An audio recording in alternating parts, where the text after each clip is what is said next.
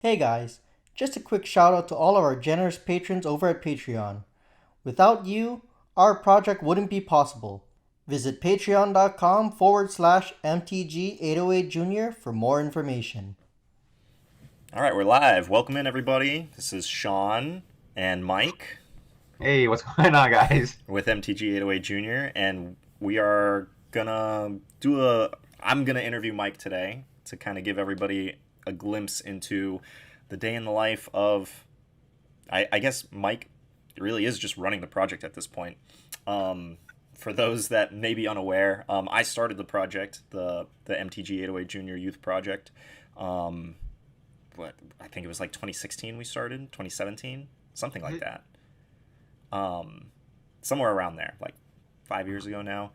But I've since moved off the island, and I'm still like helping out Mike however much I can. I'm still running the Patreon end of things, but Mike is really the one that's putting in the boots on the ground, I suppose you could say. He's got broad shoulders. You're essentially running the project by yourself, right? You have a little bit of help um, Yeah.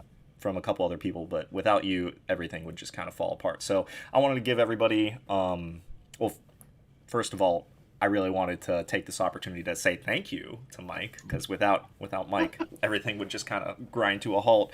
But to also give everybody kind of a glimpse into what how much work he's doing, and if anybody wanted to increase their involvement in either our project or another project similar somewhere else in a different community, what might go into that. So I guess if you could just introduce yourself, Mike, like where you're teaching, and then just a little bit about how you got involved in the project because you were kind of there from the beginning almost, but like what got you involved? All right. Good morning, everybody. I'm Mike Ulep. I am a sixth grade teacher over at Augustine's Elementary School, and yeah, essentially, I've been involved with the project for like five years about. So, how it started was I was teaching fourth grade at the time, and I don't know, I just wanted to see if it's possible to teach kids how to play Magic, and like I know, like looking at the uh you have to be at least 13 because there's a lot of thinking involved. So I figured I'd give it a try. Um, so I started with a small group, and that small group turned into my after school group. Um, and then, well, it actually wasn't really small because August Aaron's is a very big school. It's like the biggest elementary school on the island. Um, so after like the first semester, I figured I'd give it a try, see if they wanted to compete in one of the tournaments. And I think it was at Westside Comics. It was at Shout out to Westside.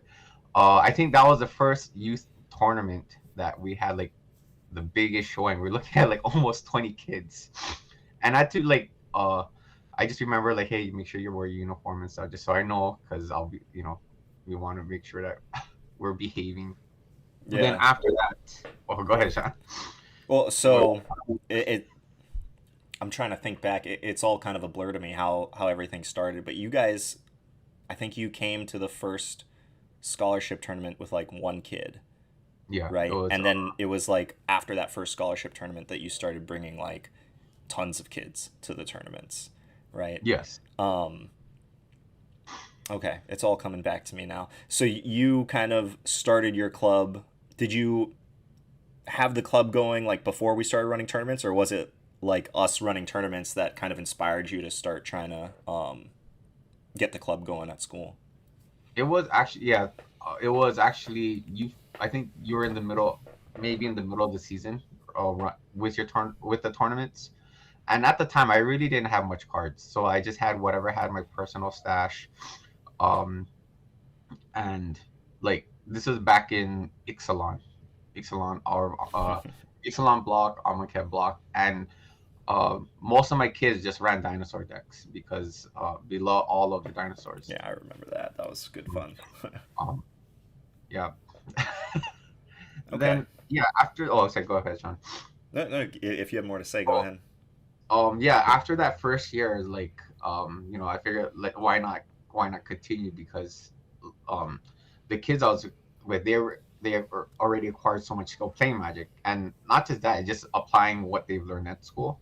So the second year, I tried it. We actually had more kids than I thought I could handle. So we started from my classroom. My classroom, it was a portable. So teachers out there, you know how small portables are. We actually took it to the library. That's how big the group got.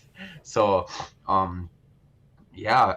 Then after that, you know, I don't know, I just been enjoying having the kids, teaching them how to play Magic, and for the most part, a lot of them like playing red, just because they love burning their opponents down. Nice. So it seems like it kind of the way you're describing it, it sounds like it kind of just happened organically. Would you, if you had to like put a chicken and an egg scenario, like, is it, were the kids coming to you and saying like, Mister, tell us about this thing that you do that seems really cool, or did you come to them and you were like, hey guys, I have this thing that's really cool, do you want to learn about it? Like, how did it get the ball rolling? Because I think in I've witnessed a lot of clubs like try to start or successfully start, and that first like 0 to 1 kid getting interested in it is like the biggest hurdle. So how did that happen for you? Oh, so actually, I talked to a couple of kids, and I told them, hey, I had this game you folks would like to try, and this was I was given a couple of welcome packs first, so like so I could give it so I can hand it to them so they can That's run. the 30 card decks, right? Yeah, the 230 card, yeah, 30. Oh no, they're like 2020, I think. Oh, they're that small? I thought they were 30-30. It I, doesn't matter. But they're like one color, and they have like a rare, right? Like Mahamoti yeah, Jin or Shivan Dragon, right? yeah. There's like And then two you can different. like stick two of them together, if Yeah, or they're you can play with them just as one. yeah. So like for those who are still in the they're basically the jumpstart packs before jumpstart. But yeah, two different packs. Each of them is a deck, but then you put them together to make one big deck. So like I just remember getting we was over at Mini Q one day, and I just asked if it possible to get some welcome packs. So like we got a couple, and then I used those to teach the kids. Then uh I we were, the tournaments at the time were standard popper, so then I just went on a whim and just asked, hey, do you have any commons and commons that you don't want? So then, and I remember I still have the commons downstairs, like it's like these huge 5 rolls full of Ixalan Yeah. cards. So like, So oh yeah, it's a funny side note. When I quit teaching and I had to like clean out my room, I still had like rows and rows of it was mostly like Amonkhet and Ixalan, just like commons rotting in like in one of my closets, and I had to like carry them all to the dumpster. um, but yeah, we definitely um, the community was very generous in terms of like donating commons for the project. Like I think you and I both experienced just like putting out the call and then just a resounding amount of support from the stores as well as individual players oh just wanting yes, to yeah. help out the group. Mhm. Um, okay, so you got your club going, you had your kids interested, it kind of just exploded in Yeah. popularity, um, and then you've kept it going all these years, right? You're the only club on the island, as far as Yeah. we know right now, right? So what would you say like has lended to your ability to have ongoing success? Um, for one, like we're definitely getting help from the community. So like I talked to a couple of players, say, hey, you have spare time, are you willing to help me teach kids how to play Magic? Um, Yeah, Eric has so been a real blessing, right? yes, so and it's also like a to me like a pseudo, well, somewhat of a feel good story because right after, like he been helping out like a couple of days out of the week, and then he ended up working at school. So Oh, uh, so yeah, he so he started with club first and then got hired at the school. Oh yes. wow, I didn't realize. I thought it was So the other way around, but no, that's even better. and now, well, also one of the other teachers, John Hirota, he plays Magic, but with his friends, and then like he lent a hand a little bit, and another teacher, Zach Tadaki. And I was funny, I always see him, I just never know who he was. So once I seen him around, like, hey, you're at Turtle Zone. Then I asked him, like, hey, are you willing to come down and help me teach kids how to play? And this is with like a classroom worth of kids. So like to put my first year group was maybe 6 kids. The second year blew up to like 20 something kids. Yeah. So and then like and having me run it by myself is kind of hard, because then like Yeah. like it as a teacher, like you have basically the kids from last year were kind of like my high end kids, and then everyone else is the kids who are learning. So like the gap was already there. There was already a huge gap. So then like how could I challenge these kids but at the same time still teach the kids? So like going back to having Eric, Zach, and Jonathan, I think there was another player, like one of my friends who came in. They would help. So to help kind of close it just a little bit, yeah, they helped big time. So these other two people, Zach and Jonathan, were they working at the school and then helping you, or did you bring them in to help you from outside?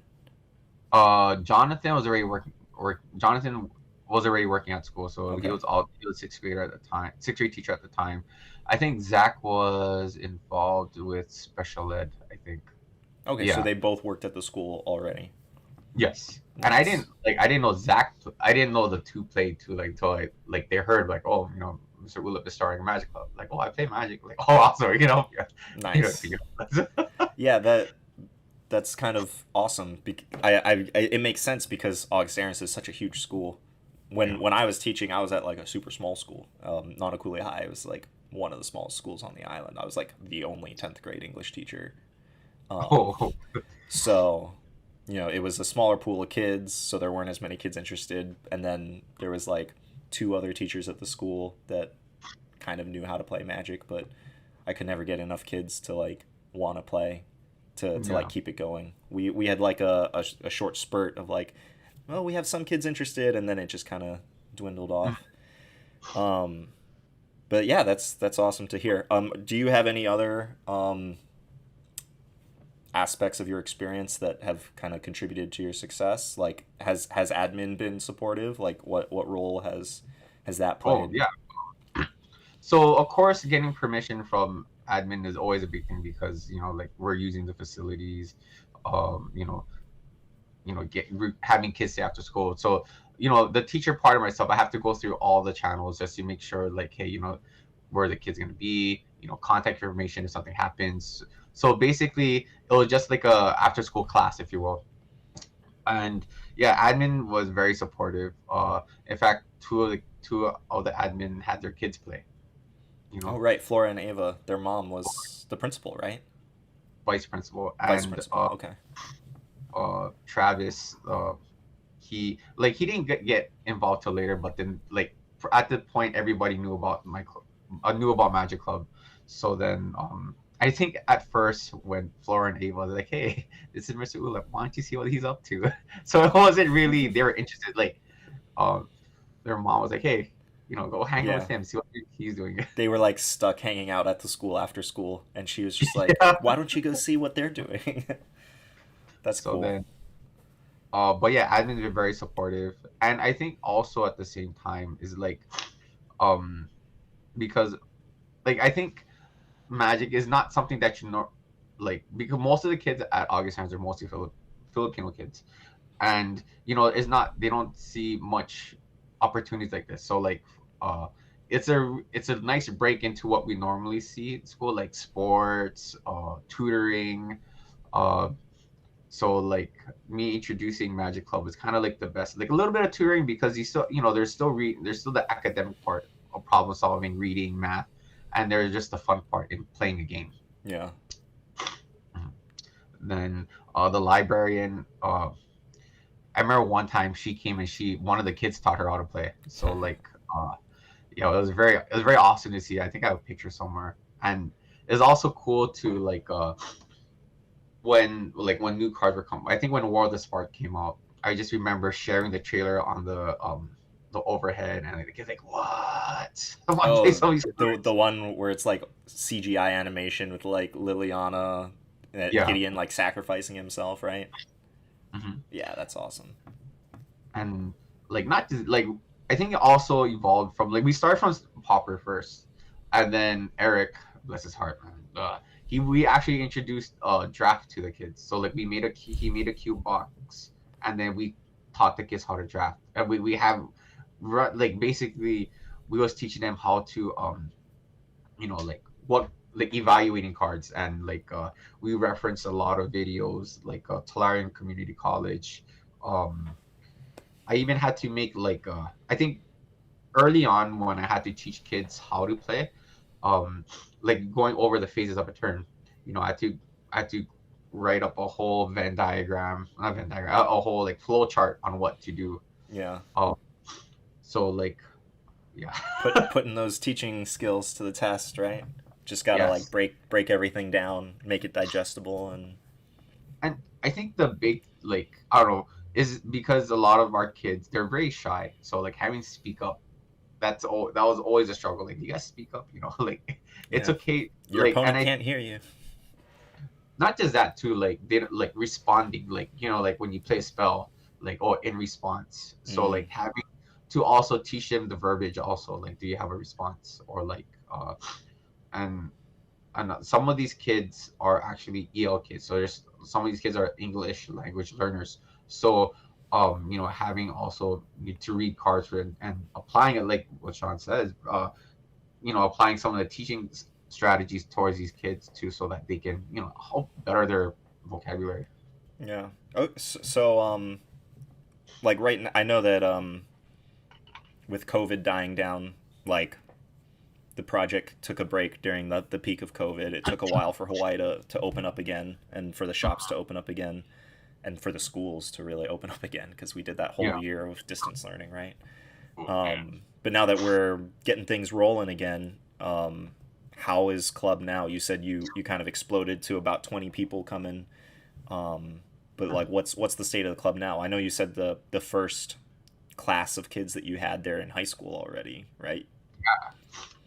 So yeah, going back to COVID, it took a dip already. So like, all like the byproducts where the kids probably losing interest, or like not just that, like kids, they're nervous because they might catch COVID. The year I think last school year, we had like it came down to like three kids, who were just interested. And yeah, like a lot of the kids now from 5 years, they're already freshmen. Um, so like Jansen, Skylar, Sydney, but they're still active. They're still play. Yeah. Some of the kids are also in intermediate school. So like this year, right now we're kind of just resetting it. Like we're kind of resetting everything. Um, Rebuilding the momentum. yeah. So like I was just talking to Zach, and like we're actually gonna we're restarting everything. We're gonna so I'm gonna need his help, I need Eric's help when he can, to kind of rebuild the rebuild the club, because like we're gonna start planning tournaments soon. But I think for me, like probably like how I approach the kids in the tournaments, I don't want to feel like I don't want to pressure them or anything. So like usually I give them a month or two just to get used to the game, and then Mm-hmm. like then I put them, like I tell them about the tournaments when they show up. That's where like the kind of it's like having a test, if you will. So then from there, like, and then having that taste of competitiveness is kind of like, okay, cool. Now, Yeah. now I can share with like better your skills. But Yeah. yeah, Well, that's like it's magic. The whole magic process of like learning the game, mhm. preparing for an event, going to the event, and then like Oh yeah, reflecting on the event. Like that's basically like the project learning model, right? Like so you're delivering this very powerful experience for the kids, which oh is yeah. great. It just takes a lot of time. It does, and as a teacher, not all I still have my duties as a teacher. I still have like, everything outside of school. So scheduling has always been a struggle. Has always been a struggle. So like what days I can commit for the kids to come in to play Magic. And it helps too, like you know when I think they they just recently put sign-ups for teachers who are interested in doing after-school activities. So like once I heard about that, Zach and I we put our names in like on the spot. Yeah. So like trying to look at all our old documents, try to update them with what's current, and then try to make sure like if we also like for me I have to make sure I have some like safety protocols in case, um, and again just also acquiring cards because a lot of the cards that I have from like years they're no longer like some of us actually apply because so a small advertisement we changed the format to artisan pioneer.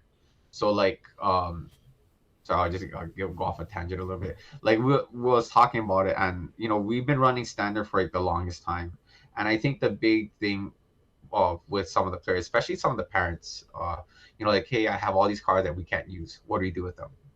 Yeah. So, and it took some time because we like, studying standard and studying pioneer. You know, I think pioneer would just be the best way because their cards are still good for wherever essentially. Yeah, it Um, is. It's a non-rotating format, right? Like it's just everything from this point forward is the format, right? so um, like a lot of the kids just probably have cards from Ixalan anyway. So basically, it's Ixalan to what's now Ixalan. Yeah. No, Amon block. I So shouldn't have thrown away all those all those so Ixalan. I had Ixalan and Amonkhet, which is most yeah. of what I threw away. So Should have given like it to you. luckily, like a teacher, we're hoarders by virtue. Yeah. So I still have all those things. I even still have cards. Like I feel bad. Like 1 year I had to dump a whole bunch, but they're commons. So good. Oh goodness, it'll just if it was Yeah. uncommon, it would be feel bad. That So is an interesting trade-off though, right? Like your invested players feel better about doing Pioneer because their cards don't lose yeah, become useless after 2 years, but then like I'm curious to see how that affects like the kids that are thinking about getting into the format, and it because now the hill is steeper, right, for them to get in. So it's a trade-off, but we'll see how it goes. I'm excited. and at the same time, like it just allows the kids to be more creative with their decks. So like Yeah, there's we had tons of different archetypes in. yeah. Yeah. So like I think two of these kids, I forgot their names, two girl twins, I believe. Yeah, they just brew with their dad, and just building like fun decks. I think mostly oh excuse me, mostly a lot of the kids just play the rip your face off decks, but then you have a nice break to say, oh, this is a cool deck. So it definitely allows for the kids to be more creative in what like they pick cards that they have that like, or like sometimes we had kids who just here like they have like a mono white deck. This is all the white cards that the kid had. So then what do you call that? Yeah, then they just build up a deck, and it's also good because then like they get a little learning experience, like, hey, because I had parents who are like, hey, this is a deck, what would you uh what improvements could you do? But then for me, like I've been playing for a long time, and I kind of think of it as you look at the competitive side, so like you got to pick the best cards. So like for me also a struggle is trying to turn off the competitiveness just to have a deck that's more fun for the kids, because sometimes like when I see kids, and I've seen it happen, give me a sec. um at the same time is just I've seen kids who will play to build a deck and they get beat by like one of the kids, and they get you know their confidence level just goes down. So Yeah. uh You play against the tier 1 deck and then it's just like, "Oh, why do I bother?" yeah, which is I think is also awesome because then with artisan they don't not a lot of decks are like considered the best decks now, because then a lot of them thrive off of like the rares and mythics. So then it really opens the floor for the kids to do their thing. Yeah. Well, and especially with like a format that's that um wide open, there's lots of like, "Oh, I want to build around like this synergy or this keyword." And like it's probably going to be powerful enough that it could compete with other things if as long as if you streamline it, but Yeah. there's lots of different buckets of cards that are going to be powerful enough to compete. So there's lots of opportunity there. Yeah. And I think also a struggle for some of these kids where like they have a deck list, they build a deck, but then like they're missing key cards. And you know, like I guess like well some of them just message me, hey, do you have the particular card? So like having to see what I have. If not, like I don't mind using, as the teacher had in me to like, what, if you need a card, I'll go buy it and I'll give it to you.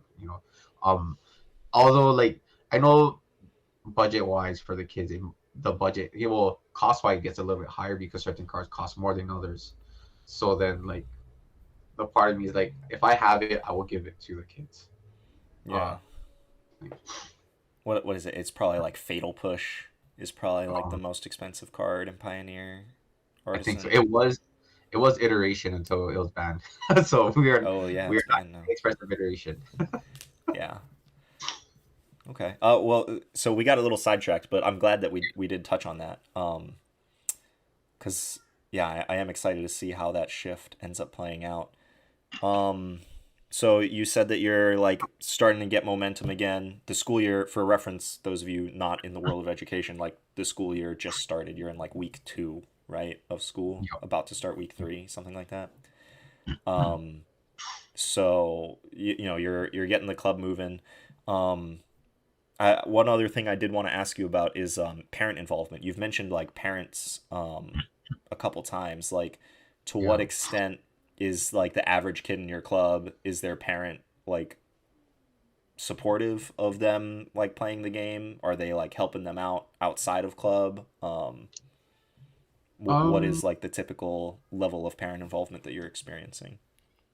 So I think a little having when the kid I think just kind of bringing them to and from and they'll just ask questions like I think one was like having to deal with the tournaments and like deck card selection and stuff. So I think from there, like having them, I guess that shows really good shows good involvement because like, hey, they want their kid to succeed. And then even they go as far as like, hey, Mike, could you let us know when the next tournament is? And that's the big one for me because like, hey, they want to continue coming out. It's a healthy hobby for the kids. Yeah. And a lot like some just even hang out. They just come hang out, watch the kids, and it's kind of hard too because we have parents who are we call them helicopter parents. They're just hovering over them. Yeah. And then sometimes like you see a reaction from them when they do something you're not supposed to do. So like that's how involved they are. They like it's to a point where they feel like they're playing the game, and like no, like you like don't do that. Like, you gotta move outside. Let them play. Let them make their mistakes. Yeah. So we have like the ones who just drop them off, but the biggest extent would be like, hey, Mike, when's the next one? Nice. Have any of the kids that are older, like from Jansen and them's generation, have they started like going to tournaments of their own accord, like outside of the youth tournaments that we run, or are they mostly sticking to playing kitchen table and coming to our tournaments? I think more along kitchen table and tournaments because like the fact is like Jansen them, they're getting older and they're gonna have their social life and sometimes like, oh, okay, Magic, they'll always be there. But I think for me is like I think when this car shop's still open more events, maybe so I invite, hey, they're having like Commander or they're having like Standard, you're more than welcome to come with. I just like for me, just having to continue to throw those invitations. They're probably, oh, Mr. Ulep is still inviting me. Why? So that would just allow them to like have like maybe I should maybe re-spark things that happened years ago. And I think like I'm gonna use Jansen's crew as an example. I've known them for 4 years, and I've seen them at their best, and I've seen them at their worst, and I just enjoy having them around because then like I essentially grew up with the kids. So like and sometimes we we started to a point where that's like my own little playgroup where we play Commander and stuff. Yeah. So because like Jansen came to that one PPTQ or what? I don't Yeah, remember the acronym, whatever they're called now. it was, yeah, the PPTQ. Yes. So I'll wait for Johnson. Johnson was like, he was my guy. I tell you, he was like, so like even like sort of preparation, like we all once I heard John, like I didn't call, he made it in, and like I had to play a few more tournaments just so I can get my in. So he, and I just remember like he, like, sorry, small tangent, like he was very, at the time it was Throne of Eldraine standard. So like the big deck at the time was blue white control, mono red, and Fires of Invention. So like he just watched me play Fires of Invention. So then he asked, hey, Mr. Could I also play Fires of Invention? So like I got cards to make a exact copy of the deck. So then that's the deck he ran. And I also run fire. I run the same deck, the same 75. So um yeah, sorry, and tangent. Well, that's very dedicated of you to build a whole extra deck for him. Like, so, Oh wait, like, I've always wondered, like, what, and I don't even know if this is like necessarily a good goal to have, but like, I've always wondered like what we can do to get the kids more involved in the Magic community, like as they grow up.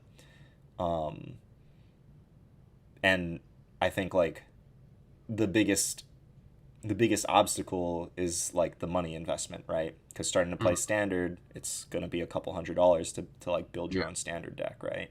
Drafting, paying like $15 a pop to draft is, less of a investment, but still like relatively steep for a kid. Um, mhm, so I've always wondered like what you could do to like lower the barrier. Like obviously doing it for like one or two kids, like what you did for Jansen was great, but I think I've always kind of like wondered what it would take to kind of help more than just individual kids. And like the kind of obvious answer is arena, because you could potentially like build everything for free. But then mhm, I think that a lot of the kids like the game because it's more social and arena is more yeah. isolating, right? So it's Mhm. it's all a trade-off. But that's, I don't know. If you have thoughts on that. Oh yeah. So when at that time that standard, I've been known to just build multiple standard decks. So like um I had no issues letting the kids. So like FNMs, we would be at mini queue playing. I walk in with like 5 decks. The kids all have decks to play.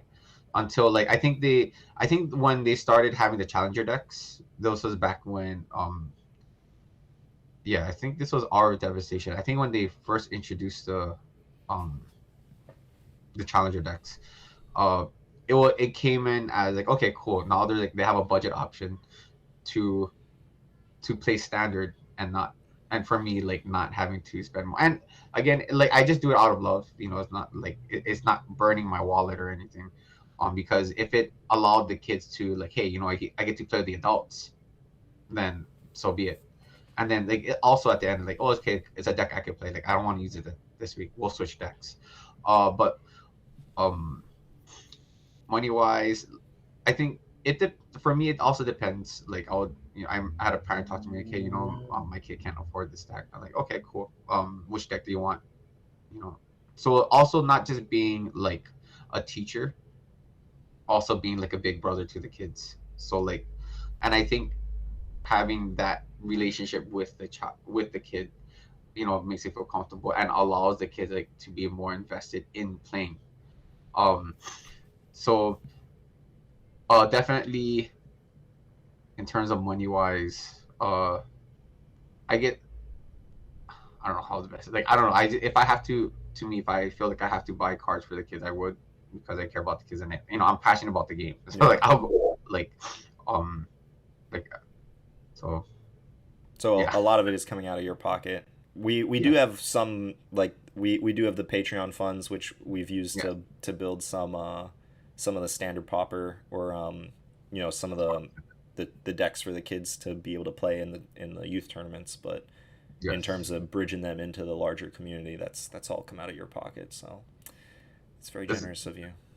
oh yeah, and like now it came to a point like I think because you know, and I remember like even I remember this one night we had small tangent again, a modern like they they just like how awesome modern is. So like I remember Johnson playing green white devoted combo, and Sydney just plays burn.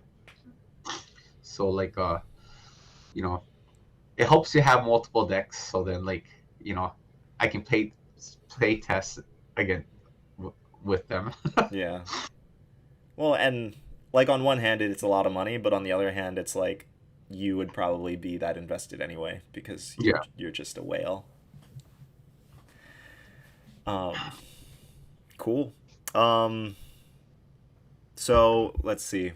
We've gone on many tangents, which is good, but I just want to make sure I hit everything that we wanted Yeah. to touch on. Um, so I guess if you've had a lot of success with your own personal club as well as like managing the larger tournaments because we've had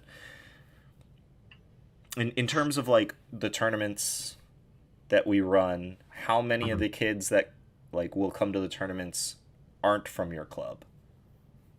Uh, let's see.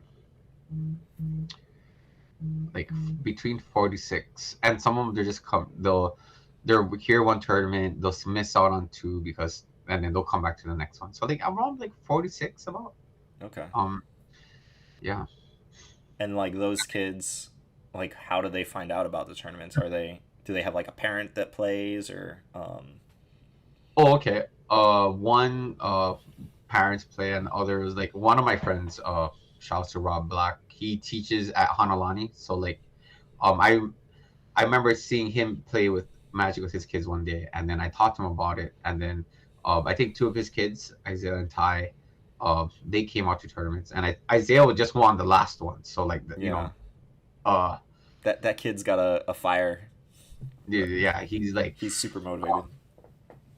and then like also like so like around 46, so like we had kids coming in from so Hanalani, a couple kids from Damien, I think, but yeah, Okay. hopefully this year get more. Yeah, it's always interesting to me like how those kids that aren't in a club like how they find out about it and it's like oh what can we do to get more of this but it just seems like Yeah. it's almost like a luck thing like we Well, don't have control over like a mhm. lot of those things. Also what helps too is when the stores advertise it as well. So like I remember a kid not from our club. I guess they saw like the advertisement from West Side Comics, and then that's when he came, and then um from there just connecting with the parent and just letting him know of like of the website, of Mm, the Facebook, of yeah, like maybe we should start spending money on Facebook ads again. I don't know, like they're so cheap. we I don't know. I've just been lazy in terms of managing stuff, so I could probably do more. no, but yeah, like I think ultimately like for me just balancing everything, because I didn't there was a point where like I felt like I was getting burnt out, but then at the same time like um I just wanted to like that's why I had to get help, Hmm. especially from so I remember one time where like had Eric run the whole tournament by himself.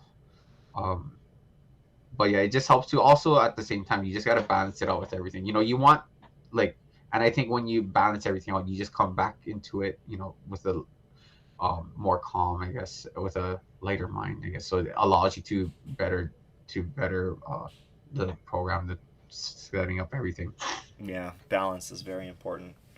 Mhm. Um, but yeah, I'm so glad that you were able to pull in more resources to help your club out. I feel like that's the hardest part, right? Like finding adults that are able to like put time in to help something like this, right? Because you need to have an adult who is at least familiar with what magic is, Yeah, right? And is available. And most of the time, being available means that they work at the school, right? yeah. So, because when I was the one that was primarily running the tournaments, I had, there must have been like half a dozen times where I had people from the Magic community approach me and be like, "Hey, how can I help besides like giving you guys cards?" And I'd be like, "Show up to a tournament, or there's all these clubs you can like go there after school and help out." And getting schedules to work and getting people to show up was very difficult. Also, I think sorry, Yeah, go sorry to ahead. interrupt. I think the big thing is you have to vet people that like you have people who are interested in helping out, but I think vetting them is very important because you're exposing them to you're exposing the kids to these players.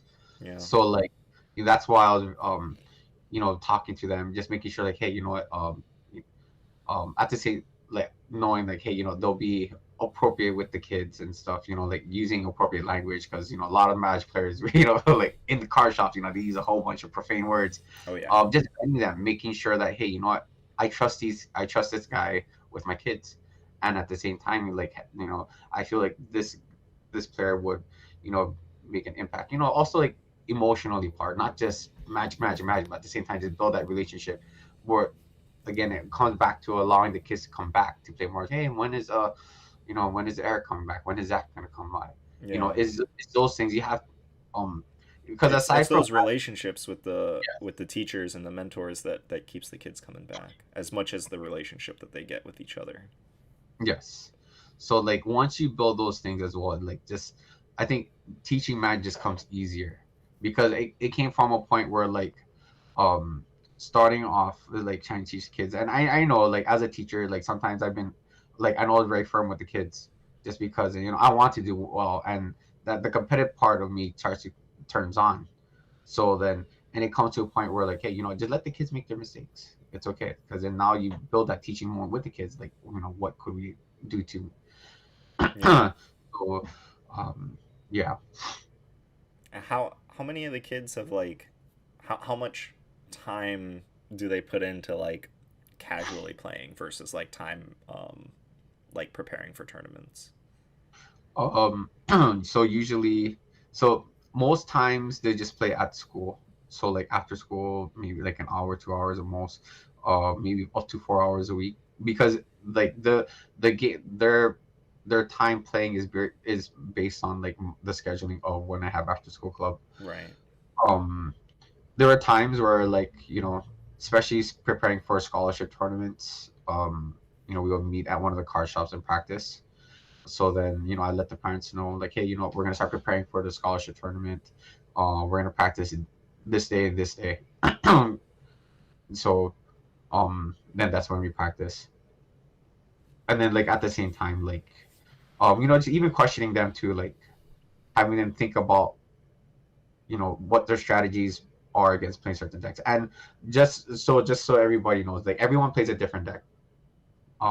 We don't norm. I don't when I build decks for the kids. I don't build like 5 copies of the best deck because that's not that's not, to me, that's not cool. Like if we have Yeah. someone outside bring in, like, because we post up the deck list, we make it public. If like 3 people from outside bring in a copy of Teamer Energy, that's all. But then for my kids, like I want them to actually expose them with different archetypes and be masters of those archetypes. Yeah. I mean, when you have a format where the power level is relatively like level, right? It's not like there's not huge disparities between the cards. Like it's a lot more level. I think it's a lot easier to make many different things viable. Whereas sometimes in like real Magic formats, it's like if you're not playing one of these two decks, then you're not trying to win. So Yeah. that's good. Um, so I have two questions, Yeah. two questions left. I know at one point you were getting funding to so that you were actually like getting paid through the school to like run club. Is that still the case, or are you putting this time in like pro bono? Because I know you're not getting paid for the time that you're running the tournaments on the weekends, but So, okay. In the beginning, I start off not I charge I when I start off, it's like a soft start to the actual after school club. So like that's just my time. Um, so then after school club was um yeah. So I think after school club at the time was like $13 an hour, and they all capped me at like 4 hours a week. So was either 4 days of an hour or 2 days of 2 hours. But now like teachers just let you know it's worth it because I think it's almost $40 an hour, FYI, or part time. Yeah, I think it's about $40. So, um, Wait, are you talking about like to you're getting $40 an hour for doing after school work or for um, becoming like a teacher? oh, no, after school club. Okay. So you Yeah, so so like your part school still is funding the yes, after school programs and they're paying that much. That's awesome. yes, right, Is twenty that percent. like COVID money that just got infused into the school system or I think so. So like okay. even though like I have a feeling they're just gonna cap me at like maybe 2 or 3 days, that's fine, Yeah. So but then I'll still run club like on other days too, because So you are getting compensated for at least some of the time you're putting in. yeah, you That's good because I can't compensate you. Sorry. because like hey, Magic players who work at school, that's the closest thing you get paid to play Magic. Yeah. So um Well, so that leads perfectly into my next question. Like, do you have any pieces of advice or like the bat signal for other people that might want to do something similar to what you're doing?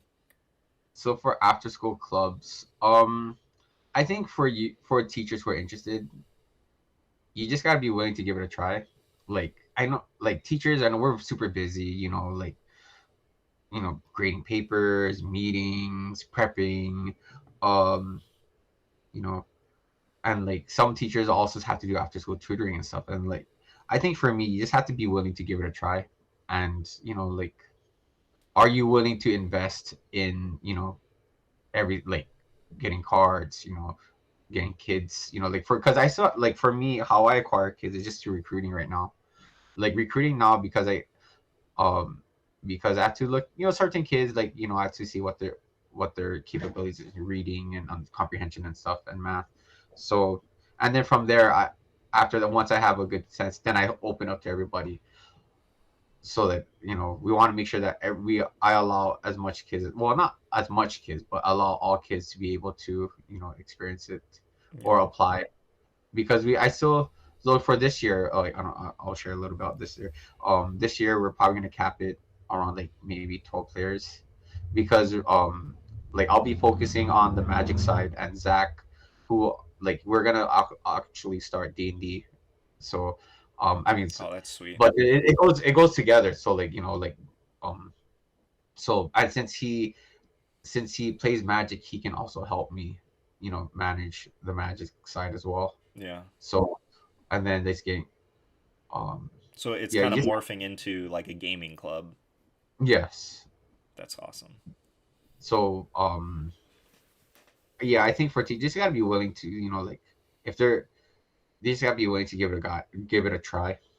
Um, and yeah, investing into it and just having people like hey, like I don't know. I feel like for teachers, it's kind of hard because like we have teachers that work on like Y&I side, but then all their friends are in town or like talking. Are they willing to come down from town to teach Magic for a couple hours? Um, but yeah. Also, I mean, like I think teacher can even talk to the coworkers as well. Say, hey, I have this club. You would you be willing to help me? You know, Yeah, start this. I was surprised at how many teachers at my really small school that I worked at like knew what magic was. I was like there were some people that came up to me that I never would have guessed who were just like, "Yeah, Yeah. I play. I know what Um. it is." Um Also, yeah, like for also. my issue at the school is just there I couldn't get kids interested enough to choose it over other activities. But, by the time you're in high school, there's lots of other Oh yeah. things So pulling your like attention away. once like I mean with Jansen then once they're in high school is like you gotta hope that they're willing to come out. Yeah. So like for me as a teacher like I just I think also good advice is just focus on the kids that you have like like sometimes like oh well we had this kid from X amount of years ago but then they're not there so you wanna whatever patch you had towards those kids that made them so memorable keep pouring that with the kids that you have now. because then like you never like I mean people compare kids players and stuff, but then like maybe the kid that you have may be someone that, wow, this kid, my new favorite kid. um so like I mean going back to also like resources. I know like everybody like, oh man, I gotta like buy cars and stuff. No, you really don't have to. Honestly, you don't have to. If you feel led to, you know go for it. I have a one of the teachers, I think is I forgot his name is Mike Rickman. I've been trying to get him to start a club here because he teaches elementary school. Yeah. So I told him like, hey, you know what? If you need cards, I got you cards. Like if you just want decks, I'll just build the decks and just have it, teach the kids. Um, and then like and like I said, I have like pools of cards downstairs. I have no issues giving out cards. And then there's also online. There's teachers. You have access to the Magic community here. I'm sure like they're waiting to like, hey, I need someone to get these cards off my hands because they're just taking up space. They're Trust me, like they're you have access to them, and like car shops. It doesn't hurt to ask. Worst thing they'll say is no. Um, you know, some of the car shops like they still donate cards, not much, but they, hey, we'll take it better. It's better than nothing. Yeah. And The way that they I show. got all the first commons, that I really distributed to the different clubs that we had at the beginning, I would I would just go to Planet when a new set Mhm. came out, and I would help them bust open their first like shipment that they were turning into singles, and I would just sit there and open packs and sort and organize it for them. And then at the end of the night, they were just like, "We're not gonna sell all these commons, so you can have just like all of these commons from the new set." Yeah, I put in maybe like 4 or 6 hours of work, and then I just walked away with like enough commons to like fund all the clubs and for the project for that set. So and I think for there's me, options. and I mean, this is just kind of how it. When they have pre-release events or draft, like, hey guys, if you don't want your draft shaft, I have a box, you know. Yeah. Um, and then like just watching people crack packs too, because then like people just love cracking packs and like, hey, are you gonna do anything with those commons and uncommons? So like, and it also is good for me because I build relationship talking to them, like, and I tell them why I'm doing it. Yeah. Um, so like and then like I remember small tangent. So I remember the story. There's a guy. He cracked open a box. I think it was Zendikar Rising. So then like he asked like, oh, why do you want these? Like, oh, I run tournaments for kids and stuff. So like just a coin card so they can build decks. And like what? Like yeah. So then he went out of the way. He bought a play mat and a couple of sleeves. Like here, give them to the kids. Nice. Yeah, there's lots of people out there in the community that like when they find out that they can help, they want to help.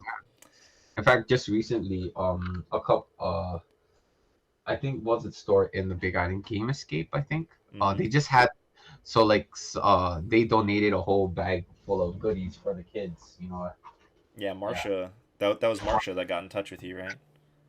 Thanks, Marshall. If you watch this, thank you. Yeah, Marsha's great. She was. I think that they were our first patrons when we launched the Patreon. She like was the and, first one to sign up. and she's a teacher also, I believe. She's also a Yeah, teacher. her story is super cool.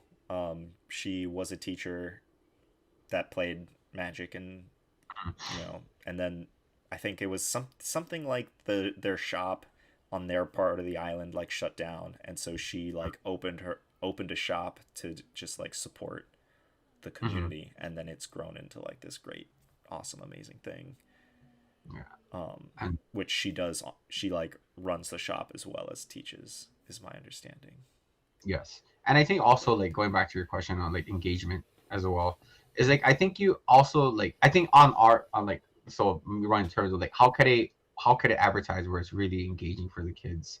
So like I had this really wild idea like, hey, let's like, and like maybe we do something like the bring back, like I guess we like the scholarship tournament is closest thing we have to the JSS when Sean was competing back in the day. Yeah. you know, I remember, I think I mentioned this to Marsha, like, hey, what do we have stuff for? Like, we have, you run a tournament and I'll run a tournament, and then we can have it'll be online and stuff, and like have the Oahu kids play against the Big Island kids. It'll just be like through like open table. I think they have the cameras and stuff. So like because also a thing in terms of engagement, on a struggle is they see the same players every time, like, and they know what decks they're playing. So um if having them exposed to other players is would also kind of throw them off and like, okay, I don't know what he's playing, so like I gotta still stay on my A game. Yeah. Like having talked to like maybe do like an like virtual tournament or something. Yeah. Well, I think the dream is to just get more and more teachers on the island involved. Because, Yes. unfortunately, living on an island, yeah, you only have Yeah. so much of a reach. But yeah, it would be great if somebody listening to this, who is an educator or is educator adjacent, and has the drive to get involved. Because, man, if we could have like 6 copies of you, just at 6 different schools on the island, like. We would have like a legit youth circuit, and that would be super awesome. Like, yeah, it's funny because then like I always had the idea like, why don't I just run tournaments at school? Like have the Yeah. kid, have invite teachers and like, hey, this is what we do at the school. If there's something that you want to start, hey, let me know. That was also like I remember being approached by, I think it was an administrator one time, this years ago. Like, am I willing to teach this to teachers? Oh Maybe yeah. it's something I could do to kind of like, hey, if I could, if there's at least one teacher out of a pool teacher that come in like and help them build a club at school, hey, I feel like I'm doing my job. Yeah. I like. Ideally, I feel like the the youth project would be able to do that. It's Mhm. just finding people that are willing and able. I think is the hardest part. Yeah, So, they're if out anybody there. out there is willing and able, let us come find us, and we'll support you as much as we can. Yeah, I got cards waiting, with your names on it. Yeah. And those 30 card starter decks, like you just like let Wizards know like, hey, I'd like some, and they'll mail them to you for free. So, Mm. right? Because like you, I know I did one for my club when I was teaching, but they'll send you like the the double sided playmat with like all the turn sequence, right? They'll send you the 30 card starter decks, and then Mm. I think it was like I want to show like a some land. it was like a land box and then like a precon or 2 Mm. precons or something like that. I don't So know, but like they'll just give those out to for free to anyone that like has a Magic there, club. So there's also another place. There's a place online. Rob mentioned it too. I think it's like Magic Kids or Wizard Kid, Magic Kids or something. They'll send you a box of cards. They'll send you like a huge box of cards, you know. Um, and yeah, I guess for those who are like, for those who are interested but just don't know where to get, there's lots of places that are willing to donate cards to the kids. Um, yeah. cool. All right. Well, I think that kind of gives people a snapshot into everything that you do, and Mhm. all the hard work you do, and what kind of makes the project tick. Um, Yeah. do you have any final thoughts you want to throw in before we wrap things up? Uh, I would just the best thing is to just have that passion. Whatever passion you had towards playing Magic, share that with the kids. They essentially, like, I know like it's for me. I feel it's I have a joy sharing with elementary schools because they're so young, and you want when they're in elementary school, they're given all these opportunities, and of course when they get to intermediate school and high school, they're just provided with more opportunities, and like I guess as teachers, you whatever passion you have, just share it with the kids. Like once they know like how much you care and how much you're willing to invest, especially with with the kids, like they'll come, and like If you build and it, they will come. if you build it, yeah. And like teachers, like I wouldn't, for me as a teacher, I feel like, you know balancing with everything. Don't get so bombarded with work. Like if you have a deck of cards, like, hey, ask a kid, like, hey, you want to play Magic? You know, I to this day I have commander decks sitting in my classroom. So like if I have a group of kids that want to play, I still even have kids from like the intermediate school and high school. They still come out to play because like, hey, Mr. Ulep, they have no Magic Club over there. Can we play? Like, so also be open to them, to be someone that they can come to you for, like, hey, you know what, um and again, it all comes down to you having that passion towards, like, in this case, in Magic, and have, um for me, a passion for continuing the project, because like eventually, like, these are the kids that are going to be playing at the card shops years down the line. These are the kids that you probably playing in a PPTQ. These are probably the kids you'll be drafting with. These are kids you're playing Commander with. Like, again, because we're on an island, we only have X amount of players. Um, I mean, the community grows, but at the same time, why not grow it to kids? To kids that, like, hey, you seem like, hey, I remember you playing this deck. Um, but yeah, Yeah, well said. Well, that seems like a good place to wrap it up. If anyone's out there, you feel inspired to become a part of the project, get involved, reach out to us. If you want to support us monetarily, we do have a Patreon. thank you guys so much for Yes. doing. We have enough money saved up for one more scholarship tournament. We do need to get the Patreon numbers back up to pre-COVID levels if we want to keep running scholarships tournaments. Even dollar, like, hey, dollar is still good enough for us. Yeah, so if you want to support us that way, definitely would appreciate it. If you want to get more involved with some time, or starting a club of your own, reach out to us. And just want to say thanks again, Mike, because none of this would really happen without you. So My pleasure. And don't worry, I'm in the process of planning tournaments. So, like, we stay on the lookout on the Facebook. Yes, we will announce them. Cool. All right. Well, thanks for chatting, and thanks everyone for listening, and we'll catch you next time. Nice, guys. Be Peace. safe.